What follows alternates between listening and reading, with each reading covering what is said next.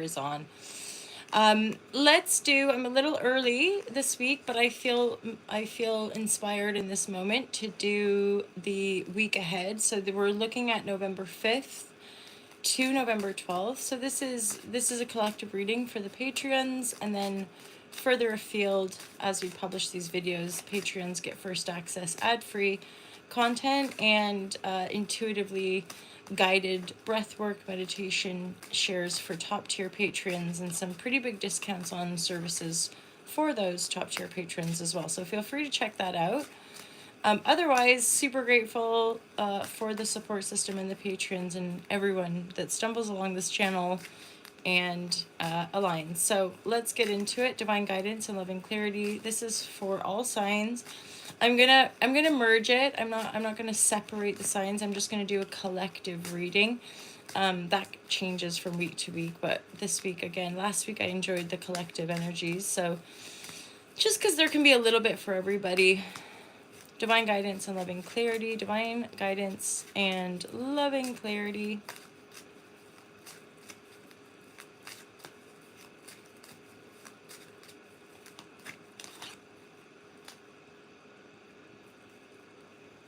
That's nice. Hair. So some of us might be feeling a bit trapped, a bit trapped. Feeling Eight of Swords to me in this context feels like, oh God, I'm not sure. I don't know which direction to go. I don't feel like I have all the information. But there is a self-imprisonment. There is something here that's indicating like a lot of it is in our head, okay?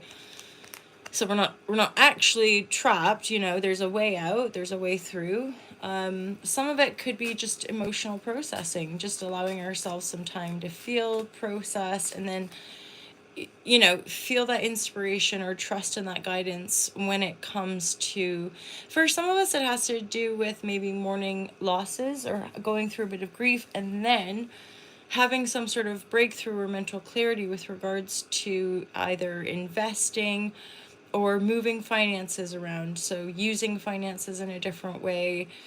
Four of Pentacles in the upright is like holding it close to our chest, not knowing what way to move, but kind of being on top of things, having ideas but not expressing them. But in the reverse, next to that Five of Cups would be like when we process emotions and let go of past losses or failures, we then, once that emotion is cleared, we then might have that mental clarity to come through and go, okay, do this and move in this direction with your finances.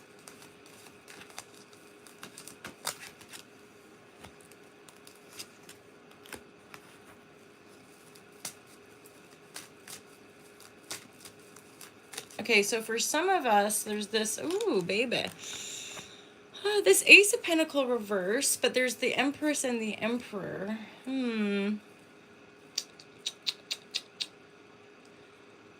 New beginning, Ace of Pentacle reverse, but what's the Emperor Empress here? So, I mean, that would be like not having a new beginning, possibly.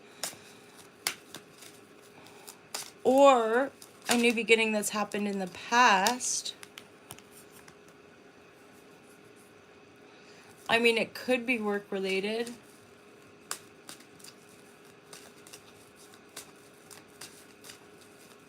Message, getting a message about a new beginning. Maybe this is a couple. Like this could be as a couple, like a power couple, powerful people in your community, receiving a message about almost like an application or something that you're trying to get started.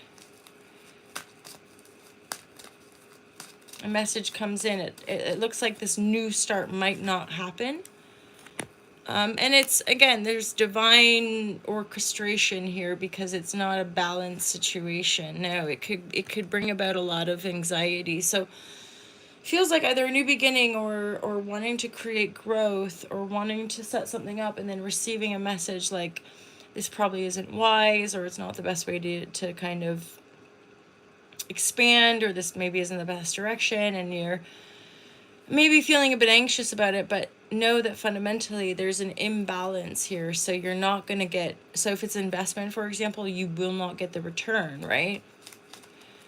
So even though the message might feel disappointing, it's pointing you to maybe not take that new beginning or not make that investment, because it will lead to anxiety and imbalance and losses possibly, or like more anxiety. Some of you might feel like you need to just get a break from it all, go travel, take a weekend off, maybe alone, you know, like if you're coupled or family, it's like you might need to just have a weekend spa or a day spa, right? Like a retreat away just for you to do a bit of soul searching.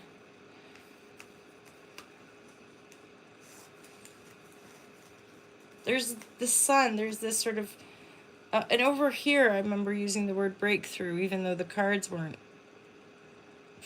really clear. But again, emotional processing leading to having clarity is a bit of a breakthrough.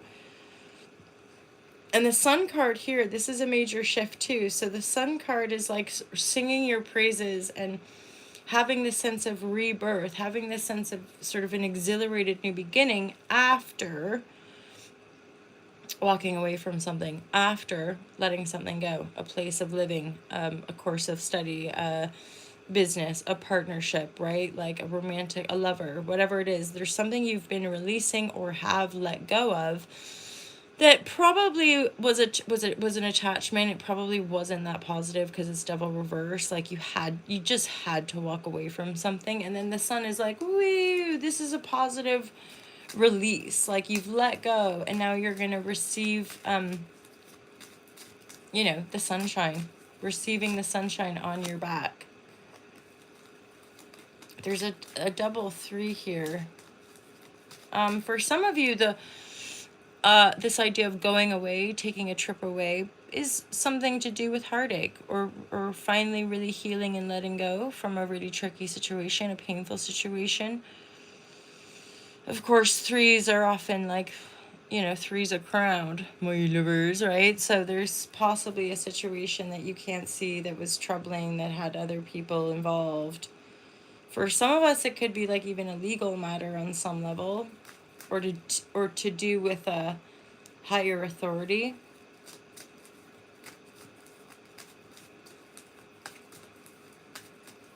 Heartbreak. What's any more guidance on this 3 of Swords? Yeah, this is this heartbreak, for some of you, it feels like there is this sort of lack of love, or feeling like maybe a new beginning in love that ain't never gonna happen. The Hermit is here, and I feel like for some of us, this Hermit energy, or whether we're in a crowd or alone or with people, there's this sense of aloneness or possible sense of isolation at times, that's been maybe lingering and ongoing for a while. And then part of maybe having to get away or wanting to go travel, healing from heartbreak, is a new beginning in love that didn't work out, that didn't come off, that didn't happen. And so there's some definite disappointment there. And part of the travel, or, getting ourselves away is divine guidance, to heal. Sometimes we need to get away from our normal day-to-day. And that also can be revelatory with regard to that sense of feeling trapped.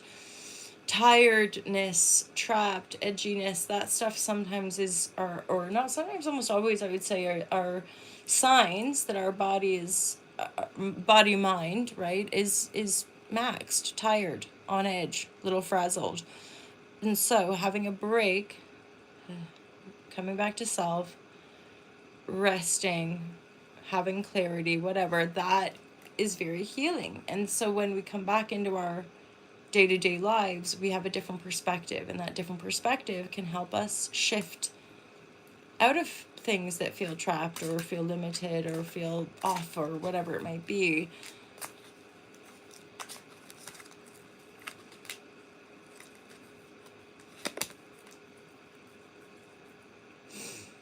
There is new growth here, and yet there's a phase of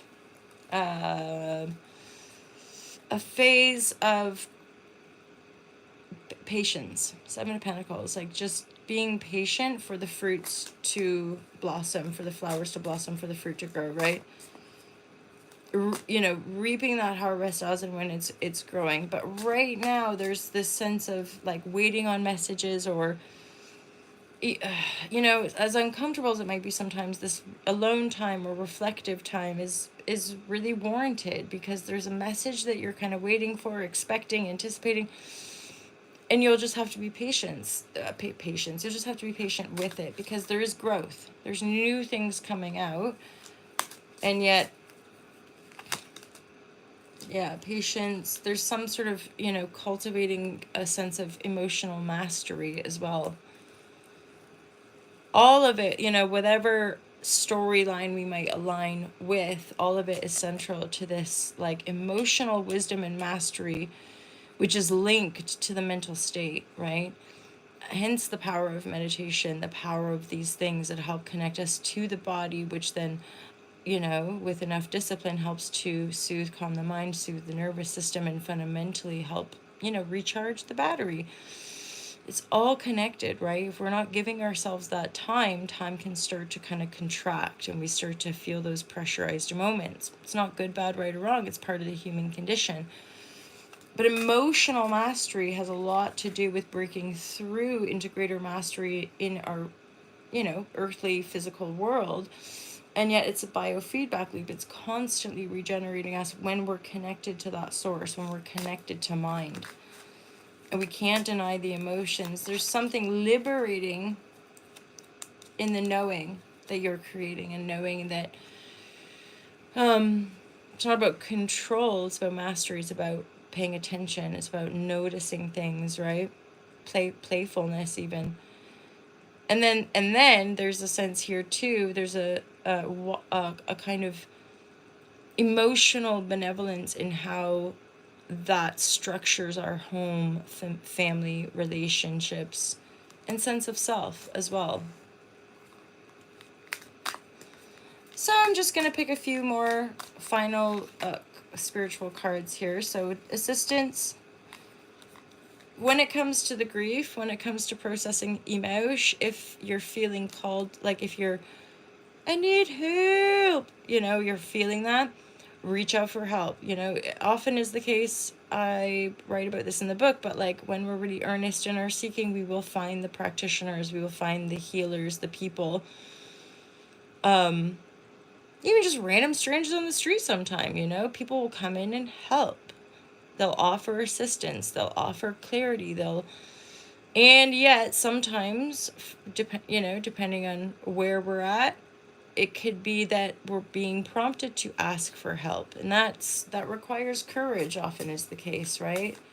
I need help, I need a therapist, I need these things to help me sort me, right? And there's no shame in that. It's important to remember. Don't be impulsive. Firefly reverse.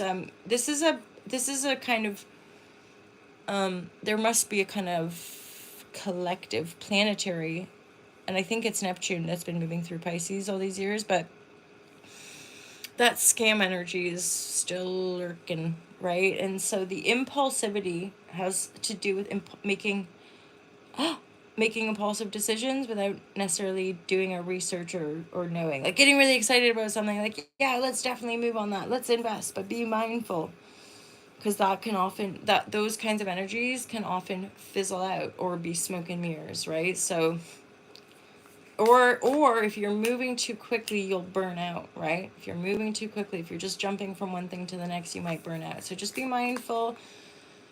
Hence, taking that time out, giving yourself a bit of space and clarity, going on a bit of a trip if that's warranted for some of you.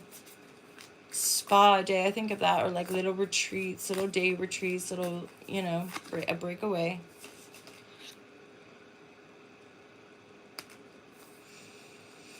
Okay, so this final message is really, really nice. Yeah, there's two messages from Rebecca Campbell here. Your life is a canvas, artist, manifestation, creative accountability. So on the flip, when I was saying about all that scam energy, another part of this transit, which the world very much needs right now, is that creativity. Musicians and artists and, writers and such things, it's time to really pour it out, right? With this card and then this card, I'm like, dudes, you are the creator. Let us not forget we create. And then lifting the veil, question everything. Question everything in our lives, because anything that is not aligned, we can let it go. Saturn's today, actually, November 4th. Saturn's a heavy hitter. It takes about 30 years for Saturn to transit around the planet. And so we have these 30-year transits, Saturn transits, and they're pivotal. And as far as, not to go down a bit of a morbid route, but often is the case that in our first Saturn return, which can kick off around the age of 27, and then 54, I believe, 30, basically 30, 60, 90, but it's like 29 and a half or something. So it's like a little bit of shorter window. So 27 to 30, you know, Saturn will be transiting roughly over where it was when you were born. And those will be major shift points. And even in the world of celebrity, often is the case that people die around 27. And evolutionary astrology would say that's due to not course correcting. And I can testify that there was stuff going down from 27 to 30 that set me on my spiritual quest as far as becoming a yoga teacher and meditating and getting into all this razzmatazz. So that was my shift point. And if I hadn't, and my intuition was telling me all this too, if I hadn't gone to India and committed to my yoga path, I possibly may have died. I was on that path of self-destruct, right? My life was messy and troubled, right? So it was like, you got to get clean, you've got to get on this path or else. And I could be over dramatizing. However, astrologically, we speak to this. Those Saturn transits are heavy players. So Saturn might be transiting over different planets. However, point being, all of us collectively now are experienced, and it's different in all of us because it's going to be hitting up against different planets in different parts of our chart. But Saturn is going to move forward. And my deeper understanding of these retrograde planets, which again, they're not actually retrograde, it's just the way the movement of the solar system and the way it looks to us in the sky. But retrogradations are like kind of going over things or reflecting or things slowing down, seemingly slowing down for us to gain wait, is this really, hold on, is this really the person I think that, or, is this really the situation I need right now? Or is this really going to support me? Blah, blah, blah, blah, blah. So things can slow down. And that to me is part of the beauty of tapping into some astrological wisdom, is the more I'm studying my chart and I'm tracking the transits, it's like a unified experience with the cosmos, because you feel it, right? Like you're aware. And that's why our moods often is the case that Mercury is symbolic of our means of communication. When it goes retrograde, we might have sticky communications or technology go off. The moon, representative of our feelings and our connection to home and mother. When the moon is, because the moon moves really quickly, right, around the earth, and so that transit, we're feeling day to day, moment to moment, as our moods and emotions shift and change as our moon hits up against different. So it really is just multi-layered. And of course, I'm grateful for that ability to just be led by intuition and to learn things intuitively, because truly, like, so much of this stuff, like, the more I learn about astrology, like, the less I know, but it's just this window. And all from what I can see, a lot, if not all of these, like, kind of great astrologers are super duper intuitive, like, but like, it's like Albert Einstein, like great scientists and stuff. They, to me anyway, they were listening and inquiring and receiving, right, information to download to then manifest and create. So that, to me, yogic, that unifying force field is within us all the time. And then again, my narrative would go to like, and that's part of this great awakening. That's that, you know, the world's perspective and way of operating. Lots of those projections are kind of falling away because they're not working for the whole or for the greater evolutionary cycle of our species.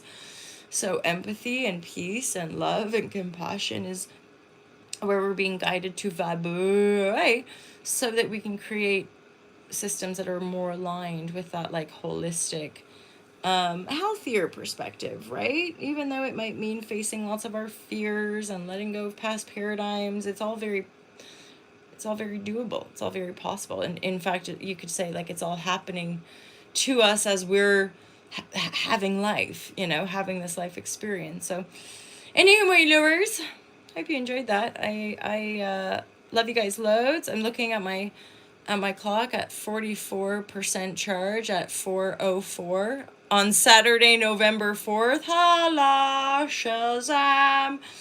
I hope you guys have a really great weekend. I'm glad to get this out a little earlier for you, my lovely patrons, this week. And otherwise, I'll see you back for the dailies on Monday. And at some point, we'll be getting our December 2023. I might even do a year ahead reading. Let's ponder it. And I'll probably do a little yoga breathwork session at some time this week for some of you. Anyway, mwah!